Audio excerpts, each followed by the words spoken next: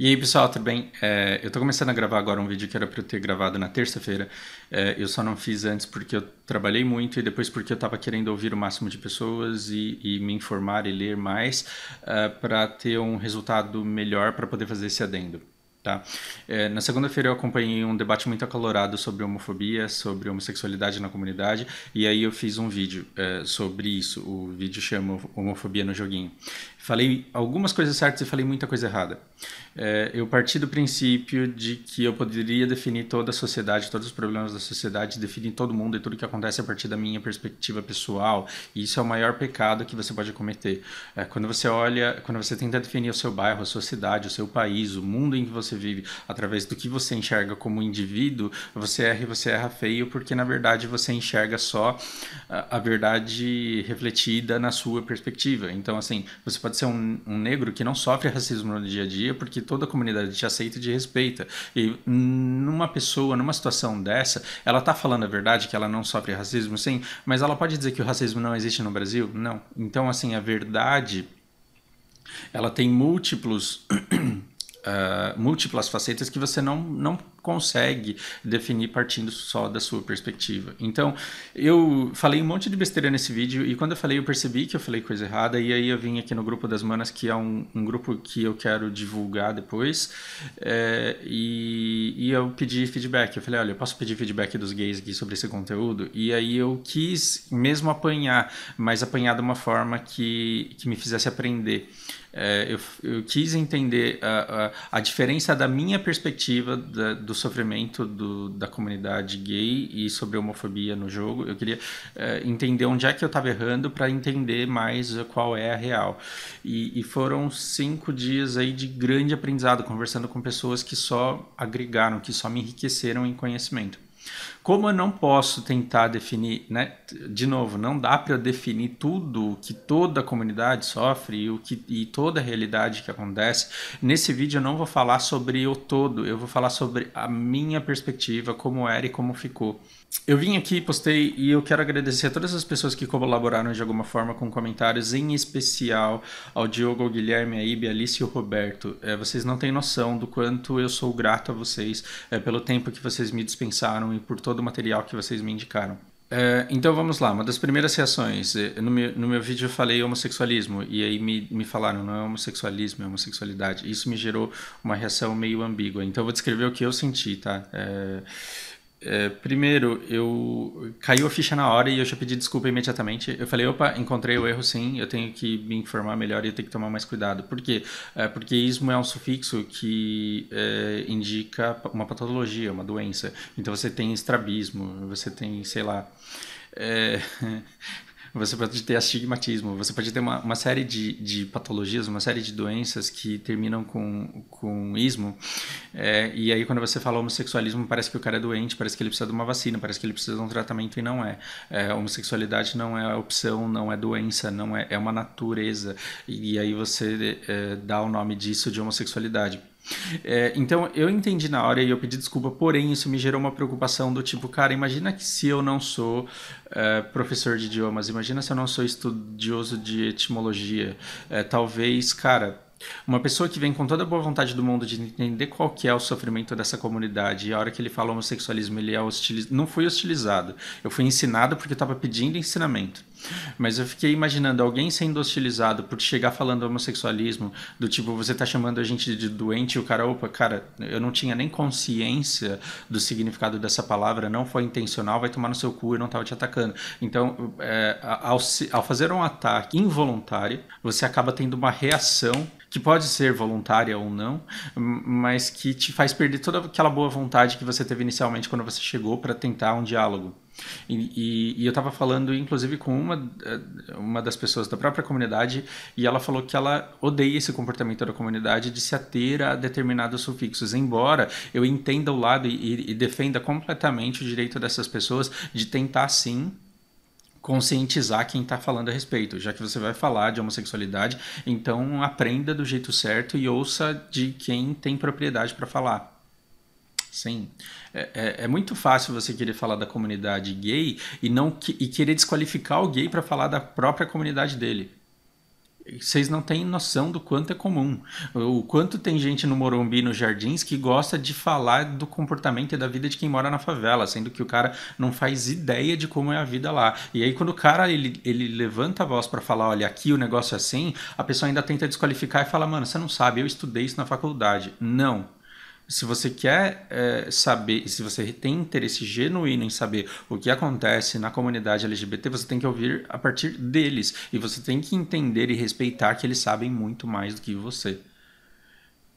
É a mesma coisa de eu querer falar para um cara que está dentro da igreja criticando o meu comportamento de tomar a iniciativa de falar homossexualidade, falando, escuta, a igreja é assim, ó, a religião é desse jeito. Não, quem sabe de religião e de igreja é ele. E quando ele fala disso, eu tenho que sentar e ouvir quieto, se eu tiver interesse. Eu não posso querer saber mais que o cara da perspectiva dele.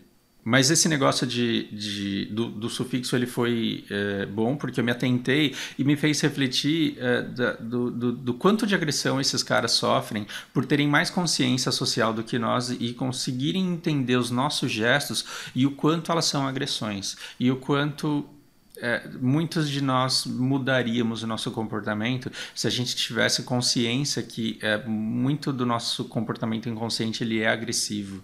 E é por isso que eu acho que esse debate é muito válido e é por isso que eu acho que o interesse nessa causa é muito válido.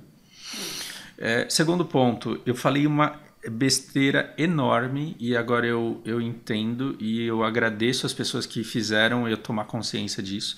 Eu falei, o gay ou ele é o bicho de manada ou ele é o cara que não tem coragem de sair do armário. E cara, como isso é limitado? Sim, existem homofóbicos que são bichos de manada e que simplesmente são homofóbicos porque eles veem outras pessoas sendo.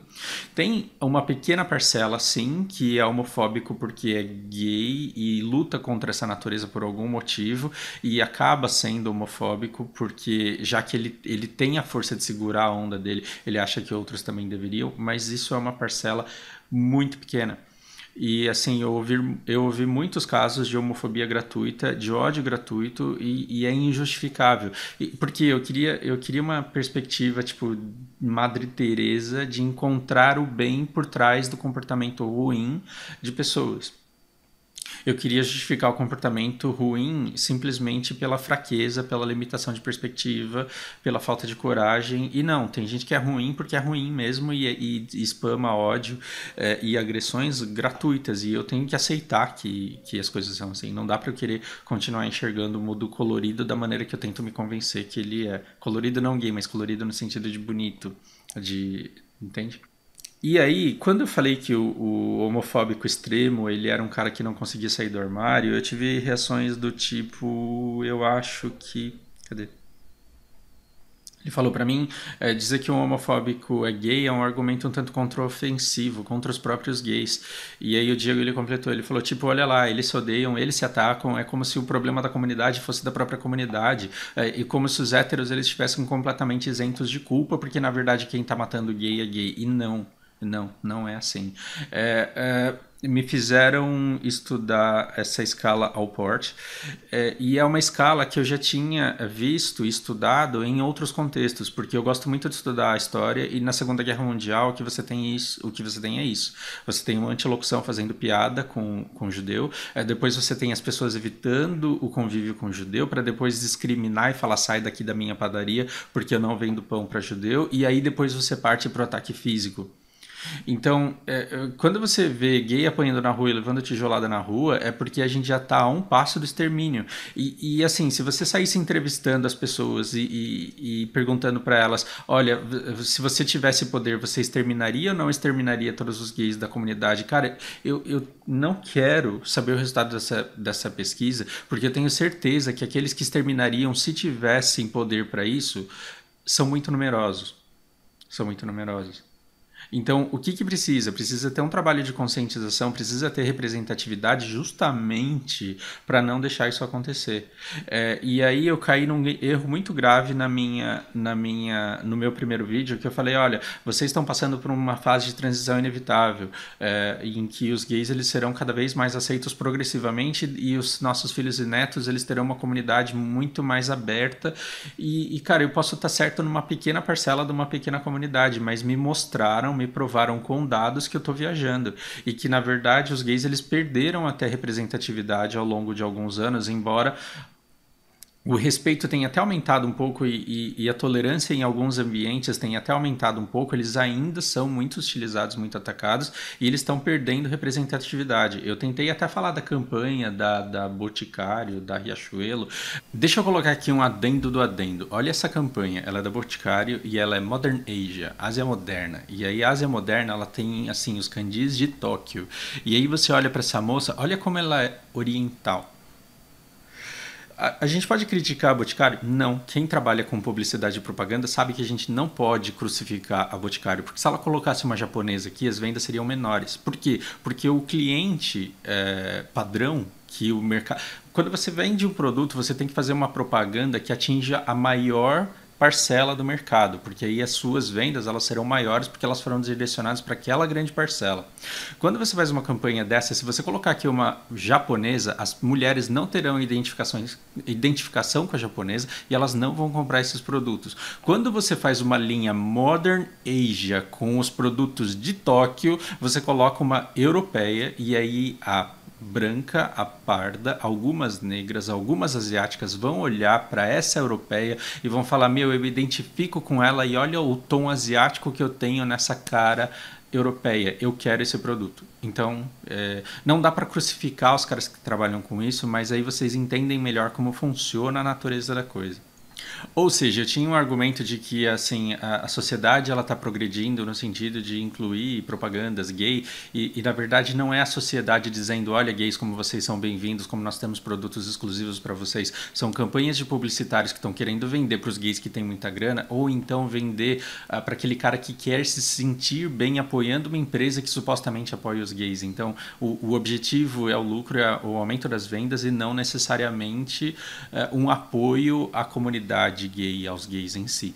Embora, depois de perguntar para várias pessoas o que elas acham dessas campanhas, você tem muita gente que, consciente das intenções do marketing, ainda assim acham válido a representatividade que eles conhecem, que eles conseguem, o espaço que eles conseguem, para as pessoas se acostumarem a enxergar esse tipo de propaganda e aceitar que esse tipo de natureza existe. Depois eu tentei criar ainda essas regras que eu vivo tentando criar e que são muito erradas. Eu falei, tá, então se o homofóbico ele não é um bicho de manada e se o homofóbico ele não é um cara reprimido, então o que ele pode ser? E aí me ensinaram uma coisa que eu não tinha até então me atentado e que é muito e que faz muito sentido e que funciona em muitos casos. E agora me perdoem, gente, eu não vou lembrar quem foi que me disse isso, se eu não me engano foi a Ibe. Ele falou: sabe aquela piada que te faz odiar o piadista? Imagina assim, Danilo Gentili, imagina a Rafinha Bastos falando: eu como ela e o bebê. O ódio ele parte a partir do repúdio que você tem à imaginação que aquela piada te causou.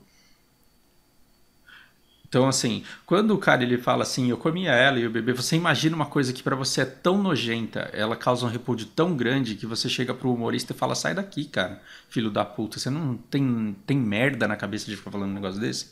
Então, na verdade, a gente tenta transferir a culpa da nossa imaginação que nos causa repúdio, e aí a gente tenta colocar a culpa no cara que estimula a nossa imaginação. Então ela falou que um homofóbico pode ser, por exemplo, um tarado que vê um casal de homens de mãos dadas e é meramente um casal de mãos dadas e aí isso traz a ele a imaginação de um casal homossexual transando e essa imagem causa um repúdio tão grande que você fala: solta a mão dele, aqui não. E o que é meio injusto, porque a gente vê casais de heterossexuais de mãos dadas e a gente imagina eles transando e aí a imagem é bonita e excitante, e aí você fala: cara, se beijem, é gostoso enxergar isso. Então, tá vendo que a gente ama ou odeia as pessoas de acordo com aquilo que elas estimulam na nossa... Olha que casal bonito desse filme. Porque a sua imaginação já tá lá na frente e você se agrada com essa imaginação. Percebe? Então a gente ama ou odeia pessoas por aquilo que a imaginação que essas pessoas nos estimulam. Bom, aí depois me recomendaram alguns documentários. Se não me engano foi o Guilherme que me fez assistir A Revolta de Stonewall e depois esse Paris is Burning. Eu vou tentar deixar os links na descrição. E assim, o cara ele ele me mandou uma pergunta assim: você sabe de onde que vem a parada gay? E eu falei: opa, não, não sei. E aí esse documentário, ele, tipo, abre muito a visão, e vamos falar um pouco de parada gay agora. Na... Algumas décadas atrás, nos Estados Unidos, a homossexualidade era vista como doença, as pessoas tentavam curar a homossexualidade, davam choque, internavam, sedavam e tentavam isolar essas pessoas do convívio com outras pessoas, como se o homossexualismo, agora sim, fosse uma doença, existisse e fosse capaz de contaminar outras pessoas que, na verdade, deveriam ser tratadas. O os gays, eles se escondiam porque eles não queriam ser internados, eles não queriam ser oprimidos, reprimidos, hostilizados, agredidos, então eles se oprimiam. E aí, sabe essa impressão de que o mundo está ficando cada vez mais viado, que muita gente tem? Nossa, hoje em dia todo mundo é gay. Não, hoje em dia as pessoas se manifestam, porque elas têm menos medo do que antigamente de serem agredidas. Não é que antes a gente tinha menos homossexuais, é que antes os homossexuais, eles reprimiam muito mais a natureza deles, eles disfarçavam muito mais a homossexualidade. E aí você até acha que no seu convívio, como a gente não tem internet, como a gente não tem Facebook, como a gente não tem muita televisão, né, acesso à mídia, você vê quantos os poucos homossexuais que são homossexuais e que se demonstram sexuais, você fala, é um número muito pequeno, isso não tem representatividade nenhum, e um ou outro não tem problema nenhum matar, internar. Porque esse cara é uma anomalia e ele tem que ser retirado da sociedade. Quando tentaram esses homossexuais, então, eles procuravam refúgios onde eles poderiam finalmente se libertar da máscara deles e começar a se comportar como as pessoas que eles realmente são.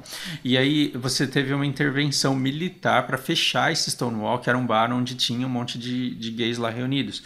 A polícia, ela entrou nesse lugar e falou, não, sai todo mundo daqui.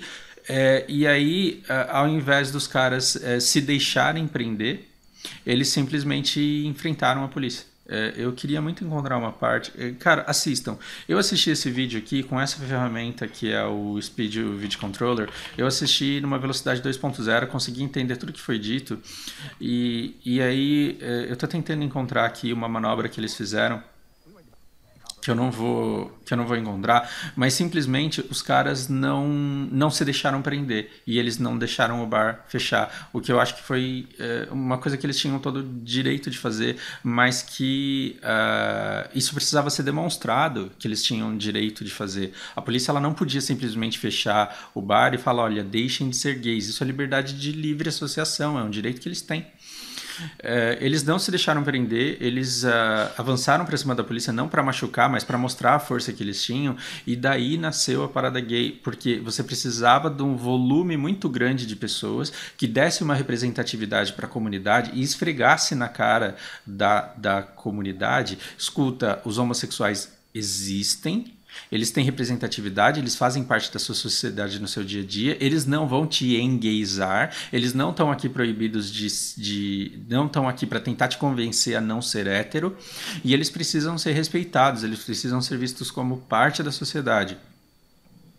Para quê? Para você ver que não é um caso de inoculação que você pode falar, escuta, vamos matar todo mundo aqui, vamos tentar curar essa parcela, porque não faz diferença. A parada gay, ela foi muito importante porque você finalmente viu um cara que jamais teria coragem de se revelar dentro do seu escritório, fazendo parte de um grupo muito maior. E aí, quando esse cara chegava no escritório na segunda-feira, você não ia falar, você é gay, sai daqui. Não, você ia falar, cara, na verdade você faz parte de um grupo muito maior que agora eu preciso entender que existe, e que o fato de você fazer parte de um grupo homossexual grande lá não impede que você faça parte de um grupo pequeno de contadores aqui ou de engenheiros aqui. Era uma coisa que precisava existir e eu concordo que ela precisa existir até hoje. E aí a gente entrou num outro papo que era sobre o que a parada gay é hoje, e aí eu fiz uma pergunta idiota. Eu falei, o que vocês da comunidade gay acham da parada gay? E cara, é eu querendo que todo gay faça parte de uma única unidade política que tenha uma opinião só. Olha o quanto isso é ridículo. Tem homossexuais que repudiam a parada gay e tem homossexuais que morrem de orgulho da parada gay. Tem homossexuais que acham que o comportamento dos gays na parada gay é errado e tem gente que acha que é daquele jeito que tem que ser. Do mesmo jeito que nós heterossexuais, alguns defendemos um partido e alguns defendemos outros, e alguns achamos uma ideia legal e outros achamos que essa ideia é horrível. Então, quando a gente chega e fala, olha, a comunidade LGBT ela deveria se comportar assim, você está viajando, porque a comunidade LGBT ela é feita de indivíduos da mesma maneira que a nossa comunidade hétero é feita de indivíduos héteros, né? Uma comunidade muito maior, e não dá para você homogeneizar, não dá para você falar vocês são desse jeito. Não, cada pessoa, é um indivíduo em si. Agora, existem outras coisas que a gente convenciona, que sim, que a maneira como a parada gay ela está acontecendo, ela está se desvirtuando da causa inicial. Então, assim, a gente não está conseguindo chegar no fim dela, que era o fim, assim, o objetivo dela, que era mostrar a representatividade gay, e a gente está se perdendo em outros pontos, porque a gente está despertando um foco e uma atenção em outros pontos. Mas não dá para você chegar para um pessoal que está lá desfilando e falar, escuta, vocês estão viajando porque não é desse jeito que vocês têm que andar aqui, né? É a mesma coisa quando a gente vai na Paulista lá fazer protesto. Vai todo mundo vestido de verde e amarelo. Aí vai um cara do Mamãe Falei e pergunta por que você está aqui? As pessoas elas estão lá por motivos diferentes e elas acham que aquilo lá é uma coisa diferente e cada pessoa enxerga aquilo de um jeito. Então a gente não tem unidade política quando a gente vai fazer um protesto político, que dirá você esperar um protesto político, uma manifestação gay, onde todo mundo acha que aquela manifestação gay representa a mesma coisa. Gente, eu fiz voluntariado numa ONG aqui chamada Teto e eu recomendo ela para todo mundo. A gente ia lá e falava, olha, o Teto ele pensa assim, a nossa comunidade ela quer isso e a nossa organização ela quer isso, e você vai lá para a comunidade e você vai falar isso daqui da gente. O voluntário, ele chegava lá na comunidade e falava uma coisa completamente distorcida daquilo que ele tinha acabado de escutar minutos atrás. Não dava para odiar o voluntário porque ele estava lá de muito bom coração, de muito boas intenções, mas um conceito minúsculo que você explica em 10 minutos, ele não era conseguido, a gente não conseguia transmitir para todo mundo de maneira uniforme, que dirá uma causa de uma comunidade LGBT que é feita de inúmeros indivíduos que pensam de maneira completamente diferente. Então não caia no erro que eu cometi de tentar entender que a comunidade LGBT pensa de uma determinada forma. Porque isso é tão ridículo quanto falar o brasileiro é assim. Não. O brasileiro não é assim. O japonês não é assim. Japonês e brasileiro são nacionalidades, e nações são feitos de indivíduos que você pode até tentar agrupar, que você pode até definir características semelhantes entre eles, mas que você nunca vai conseguir abranger todos com precisão a partir de um conceito que você acha que todo mundo tem. Como exemplo disso daqui numa discussão, eu estava até falando de, por exemplo, como a gente enxerga a Disney, né? Primeiro você é um adolescente que sonha em ir para Disney ou não, e você quer ir para lá porque lá todo mundo é feliz. E quando você chega lá e vê que todo mundo tá sorridente, ou então com máscaras sorridentes, e você vê uma felicidade ali que não se cabe, você fala, meu Deus, era aqui, era a terra onde eu sempre quis estar, Disneyland, terra da felicidade, era aqui que eu precisava vir. Então primeiro você acha que todo mundo é feliz, e depois você passa um mês trabalhando lá e percebe que na verdade o cara não aguenta mais sorrir, que bosta. O cara tá lá sorrindo para todo mundo com aquele comportamento, você vê que aquele comportamento não é sincero, que na verdade o cara tá sendo pago por aquele sorriso, e aí você cai no erro de falar, puta, a Disney é uma bosta na verdade, a Disney é um lixo, porque ninguém aqui é verdadeiro, todo mundo é pago para sorrir, então na verdade acho que esse lugar não deveria existir e tinha que se tacar fogo nele. Aí você passa por um terceiro passo em que você fala, cara, a Disney é um lugar que propõe felicidade para todo mundo. Existem pessoas que não são tão felizes assim e que sorriem pelo salário que elas ganham, mas existem outras pessoas que vieram trabalhar aqui justamente porque elas são felizes e porque elas gostam de sorrir o dia inteiro e elas gostam de estar cercadas de pessoas que têm essa mesma proposta e que vêm aqui para desfrutar de momentos de felicidade. Então é muito injusto você chegar e olhar para uma pessoa e querer definir a Disneyland inteira a partir daquilo que você viu nela. É igual um cara que vai pra França, é hostilizado por um francês e fala a França é uma bosta, os caras são todos xenofóbicos. Não dá pra você definir uma comunidade inteira pelo comportamento de uma ou duas pessoas. E esse é o maior defeito né, quando chega nessas relações aqui, a pessoa é hostilizada por uma pessoa e acha que aquela pessoa representa todo aquele gênero. E é, infelizmente, triste. o Diogo, ele tem cara, o Diogo é uma pessoa sensacional, de verdade, tem a minha admiração.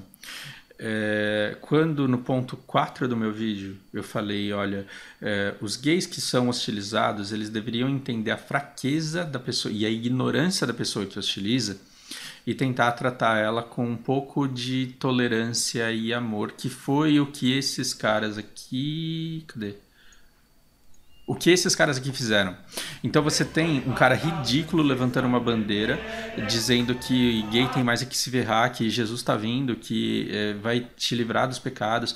Tem uma igreja ridícula nos Estados Unidos que é extremamente extremista, que é a Westboro Church, que fala que Deus odeia os viadinhos e que quando crianças são chacinadas é o castigo divino pelos caras serem homossexuais. Deus mandou o atirador, vocês têm que se ferrar mesmo. Essa igreja é ridícula. Desculpa, eu respeito a igreja. Esses caras, para mim, não são religiosos. Não dá para você basear a sua fé simplesmente no ódio a homossexuais. Não é desse jeito que você espalha o amor de Deus. Me desculpa. Deixa eu fazer o segundo adendo do adendo. Eu vou colocar uma informação que eu acho muito legal. Eu estava lendo uma vez esse livro aqui, só não vou abrir ele agora porque eu não tenho. Eu li quando eu assinava o Kindle Unlimited. Eu até acho que ele vale R$13, mas eu não vou comprar agora porque eu já li o livro. Uma dessas histórias contava a história de um padre que fez a Rainbow House. E essa Rainbow House ela fica do lado da Westboro Church. Então, cara, é fenomenal o que esse cara fez. Porque a Westboro Church é uma igreja enorme que tem todos esses caras aqui que fazem com que o culto religioso dele se restrinja ao ódio aos gays. Olha como tem casos extremos nesse mundo. Foi esse cara aqui, com o apoio da comunidade LGBT, e ele fez essa casa do lado. E ele falou, eu não tô colocando essa casa... Eu não tô colocando a casa arco-íris do lado da Westboro Church para comprar treta com eles. É porque a igreja de Westboro ela é um ícone da homofobia e do lado do ícone da homofobia a gente tem que ter um refúgio para os gays poderem fugir. Então quando aquele adolescente que se descobre gay, que pensa em se matar porque ele não é aceito por Deus, ele tem que, a hora que os caras tiram uma foto da Westboro Church, tem que ter uma casa pintada de arco-íris do lado para esse adolescente saber que ele pode procurar nessa casa um refúgio para ele tentar entender a natureza dele. E que quando ele achar que todo mundo, que ninguém aceita ele no mundo do jeito que ele tem que ter um refúgio para onde ele pode correr. E aqui ele vai ver que não é bem assim, que Deus não necessariamente quer que ele morra só porque ele é homossexual. Estudar sobre essa Westboro Church e sobre essa Rainbow House, ela pode te abrir muitos olhos em relação a dificuldades que os gays passam, a forma como eles se apoiam e que quando eles se unem, eles não têm por objetivo afrontar a heterossexualidade. O cara ele não fez essa casa aqui para desafiar a igreja, ele não fez essa casa aqui para tentar convencer os religiosos a se tornarem gays. Ele fez essa casa para impedir jovens gays de se suicidarem por não serem aceitos por Deus. Da mesma forma, esse documentário aqui, ele é sensacional porque ele mostra todos os desfiles, todos os bailes de drags, de uma série de formas de expressão, e quando você olha para isso, você acha que isso é um desrespeito à heterossexualidade, e não tem, parece que é uma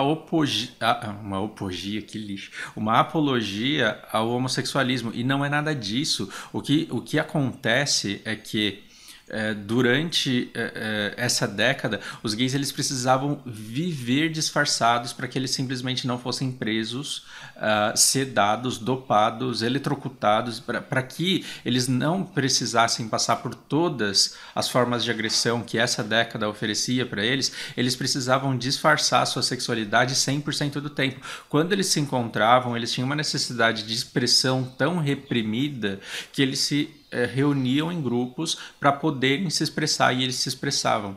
O problema é que essa forma de expressão exagerada que vinha depois de uma repressão muito forte era tida como afronta pelos heterossexuais que achavam que isso era um movimento político para pregar a homossexualidade. Então, o que você tem? Você tem incompreensão gerando ódio, Você tem ódio gerando. Você tem o fruto do ódio, que é a criação de determinadas comunidades que se expressam para se extravasar, e aí depois você tem mais incompreensão interpretando essas formas de expressão de maneira errada e esparramando mais ódio em cima disso. Olha como esse tipo de conversa que a gente está tendo é importante para que a gente evite que essas coisas existam. Talvez, se eles tiverem liberdade de expressão 100% do tempo, esses núcleos eles tenham cada vez menos interesse, cada vez eles tenham menos interesse por essas formas exageradas de expressão, por já conseguirem se expressar naturalmente no dia a dia. Eu estou falando de uma relação utópica que talvez eu não viva para ver, mas que seria talvez ideal. E não estou lutando contra a igreja, tá, gente? Igreja é um assunto para um outro vídeo, para um outro dia, e religiosidade é extremamente importante, é necessária, e ela deve ser respeitada. Mas esses caras aqui não. Tipo, pra mim isso é muito feio. Hostilizado por um desses membros aqui ou não, não sei se esse cara era dessa igreja ou não, os caras fizeram um puta de um coro que foi uma coisa linda. Os caras se reuniram em torno dele e começaram a cantar músicas de tolerância, músicas de amor, e esse cara ele simplesmente veio pronto para uma treta e não conseguiu. É igual quando você tenta dar rage em alguém no joguinho e o cara sorri para você e continua jogando sem se afetar por isso. Você perde completamente as suas armas, você não tem mais o que fazer. E eu achava que a comunidade, ó, eu querendo dar vida e unidade à comunidade, né? Eu achava que os gays eles precisavam se comportar dessa forma. Escuta, quando você for hostilizado, retribui com amor. E, cara, isso é ridículo. Porque a pessoa que retribui com ódio, né, aquela mola comprimida que a hora que recebe homofobia estoura e é agressiva, o cara para chegar nesse ponto, ele já aguentou tanta porrada, ele já aguentou tanta carga, que a hora que ele surta, ele precisa de um abraço, ele não precisa de alguém para falar, escuta, seja mais prudente, seja mais tolerante, seja mais paciente com aqueles que não têm noção da própria maldade. Não, esse cara ele tá no direito dele e porque ele já sofreu demais a sociedade. Azar do último cara que foi lá e derramou a gota d'água, né? Que deu aquela gota que fez o balde extravasar. Azar desse cara aqui. Mas esse cara ele é consequência de toda uma sociedade opressora que não dá espaço para ele e que dá porrada nele o tempo inteiro. Depois rolou uma discussão muito interessante a respeito de privilégio.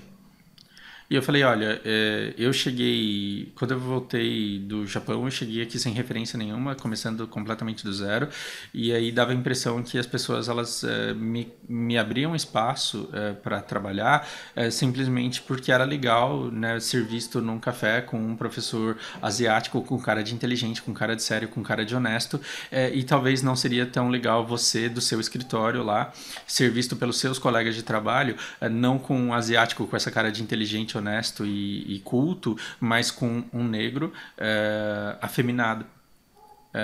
Porque o cara ele poderia manjar de idiomas e de linguísticas e de qualquer outro assunto e ter uma didática muito melhor que a minha, ele poderia ser muito melhor profissional do que eu, mas ele seria preterido simplesmente pela aparência. E isso acontece o tempo inteiro e eu me acho beneficiado pelo preconceito e eu estava falando para eles o quanto isso me gera um pouco de culpa e me gera necessidade de alguma forma de compensação, como se eu precisasse fazer alguma coisa pelas minorias para compensar o fato de eu ser privilegiado, excessivamente privilegiado a certo ponto. E aí, assim, o comportamento que eu recebi foi muito bonito, no sentido de que o máximo que eu posso fazer é... Eu não posso me sentir não posso me sentir culpado pelo privilégio. Eu simplesmente tenho que tentar entender o sentimento dessas minorias para não reproduzir um preconceito inconsciente que meio que já existe. Gente, do fundo do coração, obrigado a todos vocês que participaram dessa discussão e que me alimentaram com conteúdo e que me fizeram enxergar as coisas diferentes do que eu enxergava uma semana atrás. Isso só mostra o quanto cada vez mais eu tenho que me desapegar de certezas, de coisas que eu achava que eu sabia, e estudar e ouvir mais para tentar ampliar um pouco mais a minha perspectiva.